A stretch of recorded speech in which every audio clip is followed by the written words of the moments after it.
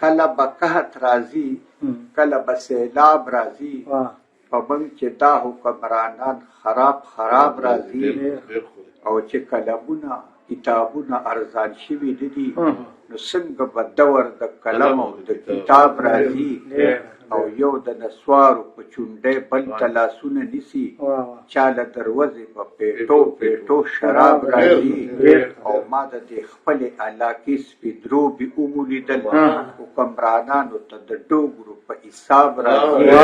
او چې د اجرې خلک ناره د انقلاب پورته کړي چې د اجرې خلک ناره د انقلاب پورته کړي مقابلې له ورته مخې ته محراب راځي او د ظالمانو په سینو به بلډوزري ګرځي دا ځل به داسې خوشخبري د انقلاب راځي او زه امیرشاه دوایزه دومره نالایقه نیمه ما له د ټول حد د سوال